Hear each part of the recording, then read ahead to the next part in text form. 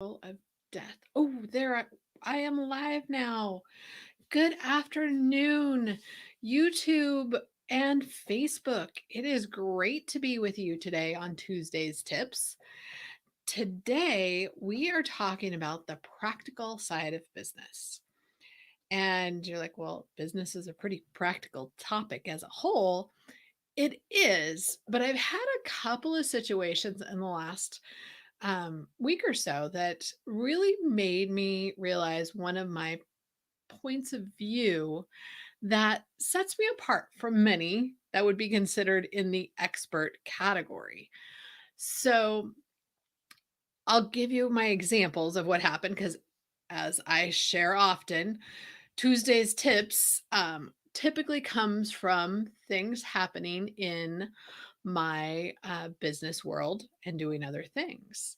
So last week, I was giving a workshop for a group of professionals who are having to deal with a lot right now when it comes to their employees. And it was titled The Practical Side of HR. Um, like many in the area, Oregon, which is where I am, um, is in the midst of a vaccine mandate. And this, whether you are pro or against or anything, those types of things tend to cause little turmoil in the workforce. And we have, with these new things that are happening, a lot of workshops are being offered. Lawyers are giving presentations, there's webinars, and there's tons of information available. And dives into the nitty-gritty details of these new rules. And I've attended them. I will continue to attend them. It's one of the things I do.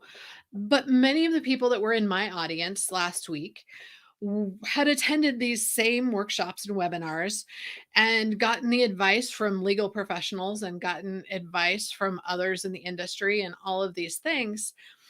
And at the end of the workshop, I actually gave practical advice for what they needed to do in their business to prepare for what was coming and how to handle those situations when things were upside down. Did I touch on the specifics? Yes, but I actually was giving, the real life, I'm in my business kind of advice. Something similar happened with another client of mine, and we were talking about budgeting.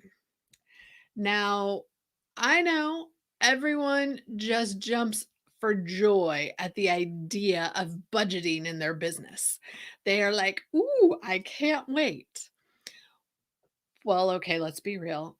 Unless you're a bookkeeper, accountant, CPA, or financial advisor, or someone in the financial services industry that loves budgets, the rest of us are like, "Oh, it's budgeting time. I have to do it." And it's painful and it's horrible. So we were working on financial policies with my client, and they one of the questions was, "Are you going to actually set a budget each year?"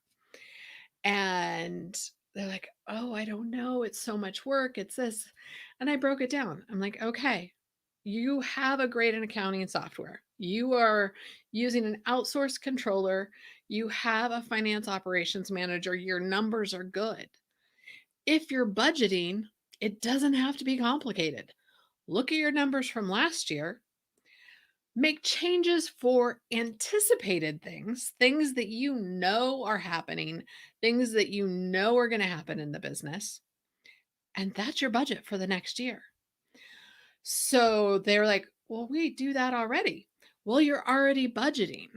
But what they had in their mind were those super complicated, you ask everybody to put in a budget request and you do cost projections and you do revenue projections and you do all of these things. And it's a 3 month process. When you're an entrepreneur, when you're a small business owner, you don't got that kind of time. So let's be practical. Let's break it down and make it simple. I've done Tuesday's tips on this before. Business plans. It's another time where let's be practical. Are you going to use a 45-page business plan with research that you've spent months collecting and projections that may or may not be accurate? Are you going to be using those things day after day? Or would it be much more practical to create a one-page business plan with action steps, with the information, but with things that you are going to use, your KPIs, your metrics, and things that matter, and get started now versus I can't do it yet? These are the things when I talk about the practical side of business, it doesn't have to be complicated. It doesn't have to be complex. One of the things I know as a new business owner, marketing, and I've talked about this a lot, marketing is one of the areas that is most challenging for me. It's also one of the areas I spend the most time trying to learn. And as an entrepreneur, solopreneur, new business owner, I didn't have thousands of dollars to spend on social media ads or fancy things or any of those things. So I had to figure out ways to market my business that made sense and I could do on my own because I wasn't ready to hire a team. I wasn't ready to hire a marketing agency. So you have to find those practical ideas and practical solutions for your marketing, your business. Um, I've mentioned this before. Mike Michalowicz has a new book coming out next week, actually. There's a link in the description. It's called Get Different. You can pre order it so you have it when it's released. And it really talks about in your marketing, you don't want to keep up with the Joneses. You don't want to jump through all of the hoops that everybody else is doing because you're going to get lost in the shuffle. Because unless you're a multi-million dollar business, you don't have the bang for the buck when you're doing those things. So you have to differentiate yourself. How are you going to be different? And how are you going to market differently to attract your ideal customers? In Mike's book and a lot of others, he talks about the baseball team, the Savannah Bananas. If you have never checked out the Savannah Banana baseball team, go to their website. It is, I just want to go to Savannah so that I can attend one of these games. But there's a wait list because they do baseball differently. It is about the guest experience. Yes, they play great baseball games, but they make it an experience and they do it in a different way than any other stadium that you go to. So think about differently. Another way that when you're talking about practical stuff when it comes to marketing is finding ways that you can expand your organic reach. If you're in my Facebook group, you know that I often will put out what podcasts I love, and one of them is Systems to Thrive. It's Jenny Wright, Allison Lex. They are fantastic. But one of their missions is really helping business owners understand that you don't have to have $1 billion to make a big impact. And you can do it all through organic marketing opportunities and organic ways, simple ways to get your name out there, simple ways to get your business in front of your ideal clients. If you're watching me on YouTube, or if you want to go check me out at Tanya.tube, if you're on Facebook, this all started from a course I took. It was content that converts. Um, and there's actually a new course, revised course that's coming out next week that I can't wait for. It's all about creating your method and getting your voice heard on social media and making those connections. It's a fantastic class. And Lindsay Anderson, who puts it on, is way better than me at explaining it all. But if you go, there's a link in the description to soulsconsulting.com/content. Lindsay's actually charging $37 for this class. I have a link because I've taken the class previously and I'm a part of her world, that I can get it to you free. So if you go to that link in the description, soulsconsulting.com/content, you can sign up for free.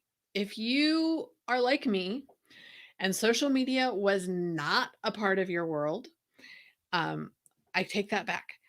I used Facebook prior to starting my business to share stuff with friends and family, primarily about my daughter. I didn't have a ton of other stuff. I was not an early adopter. I was pushed into it, and I never really got into creating content. The content that converts helps you discover your own stories, helps you discover your own voices and ways to get it out there on social media that attract your ideal clients. And then it also helps you know how to land those connections and foster genuine connections so that you're building your business one connection at a time. So check those out. So those are some of the practical parts of marketing.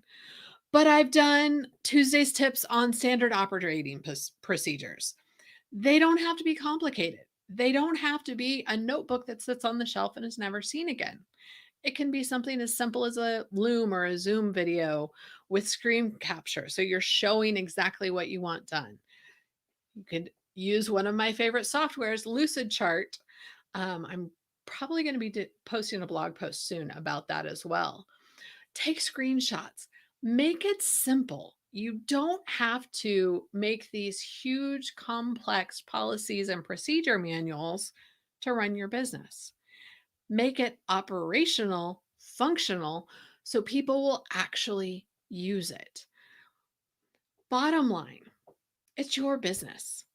It's you get to run it the way you want to run it. If there are things you need to do so you comply with a regulation or meet a standard so that you can keep your business license or your professional license, do that.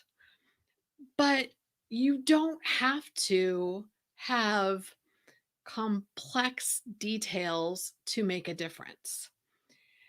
If you're not if you're not sure about what you're supposed to do, connect with professionals, connect with experts. Join, like I did with Lindsay, like I'm doing with Mike. Join in their ecosystems to learn more, or connect with people like me who have a ton of experience, a ton of expertise, and is willing to meet you where you are so that you can create the business you want to have. You're not creating your competitor's business. You're not creating your family's business. Well, you might be, but not your grandparents' business. You're creating the business you want, and you should have practical solutions that make sense. If you want to talk about what solutions make sense to you, go ahead and grab a time. There's a link in the description of the video, and I would love to chat with you. If you haven't already subscribed to my YouTube channel, please click that subscribe button and share with your friends. And I will see you all next week.